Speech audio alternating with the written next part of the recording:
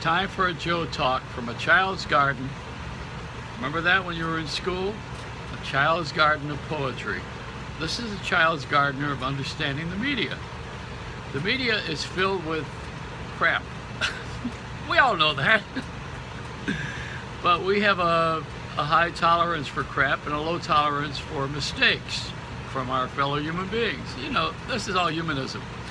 My Joe talk today is about Donald Trump. He's a personality. I'm a personality. The reason I'm not on the air in a lot of places is because they don't want my personality. They want the issues to be discussed rather than my point of view or my personal touch or my sense of humor, which is a little bit warped to some people, and to other people it's just absolutely genius. So there's no middle ground here, you know. And as a matter of fact, you know, this week we erased the Middle Americans by survey. We used to be a majority of Middle America, of 51%. Now it's down to 50. So we're even. Now that we got even, that we have an even playing field, let's start over again. All right, let's be nice. Let's play nice. Personalities. Okay, we need principles over personalities. And Donald Trump is about being a personality. The Republican Party and the Democratic Party and some of these people are about principles. They have these certain principles, and they're undeniable. I mean, for instance, you know, Time magazine. Now, the front page of Time magazine, Donald Trump lamented that he didn't make it. A German woman who is the president of Germany and ruined the country is on the front page of Time. Well, first of all, nobody reads Time magazine anyway, unless you're stuck in a doctor's office and you got to have a urine specimen. I mean, there's no time for time. We run out of time. Even life has run out of time. Time and life, remember? They were together at one time. And look, time, life, look, gone, done. We're in another society, another world. And I was thinking about how I want to address this. I want to explain that we are in a religious war and we are in a racial war. And these are two issues that have not been solved. Since I've been a kid, we have never come to grips totally with women having equal rights, with blacks having the equal rights, with seniors having the equal rights. I'm a senior now. When I was a kid, I didn't care about it. Now I care about it because I'm not a kid anymore. I'm not interested in Justin Bieber getting his rights. I'm interested in us guys getting our rights. So it's passages, as Gail Perrin used to say. Is that her name? She wrote that book. You know, our world is complex, and it's not easy. None of these things are easy, but they can all be solved if everybody sits around and we all get together at the same table. The greatest thing that we have going against us is the division of everybody, because if we have no commonality. If we all get together in the same room, we can solve anything. You can figure out anything if everybody sits at the same table, but we're also divided. We're divided by sex, by religion, by color, by our Republican, Democrat, by our ages. Everything is separated. Everything. We got to get together, and everybody got to have a common unity, and that's what we struggle for. For instance, now the gun issue, right? You know, it's been said that the terrorists are not going to go to Texas because in Texas everybody has a gun. I don't know if that's true, but you know, this is quarterbacking. And the other thing to be solved is this situation of this ISIS. We making them more popular than they are, and what we're doing now on television is ads for them at this point. It's more playing into the division. You need to play into the multiplication, not the division. It's a different table.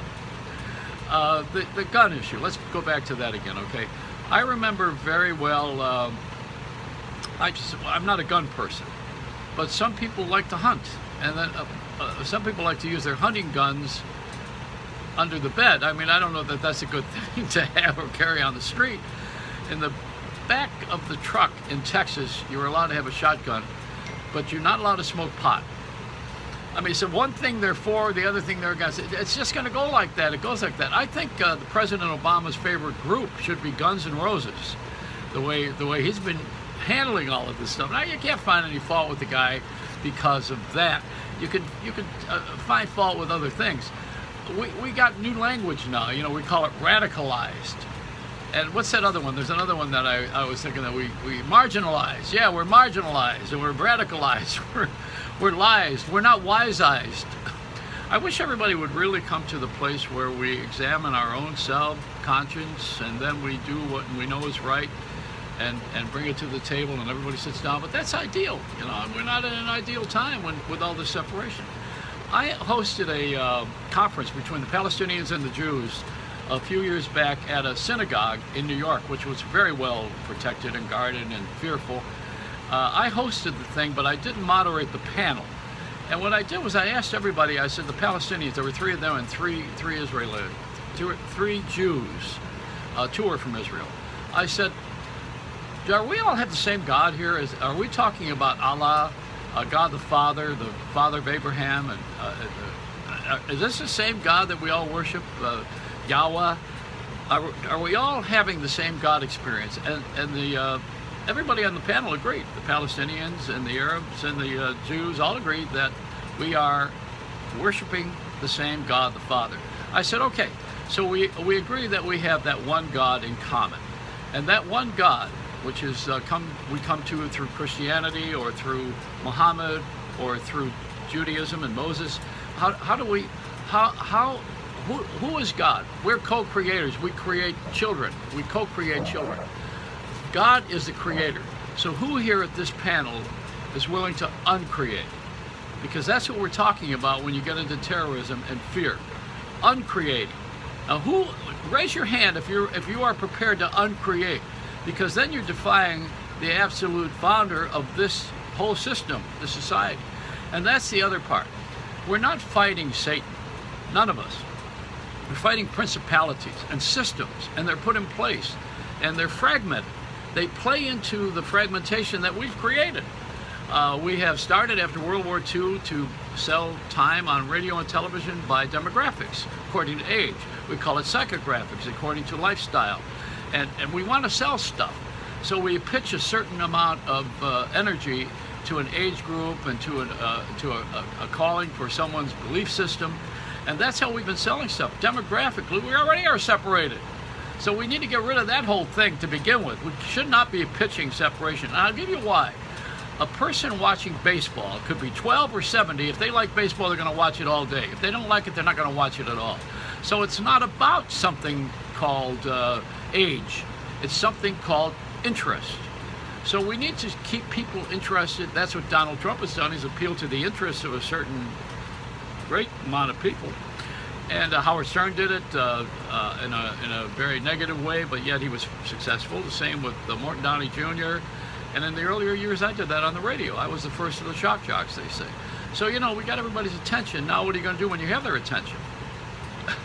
Charge them. So this is it. You know, I mean, we have not moved along in that area.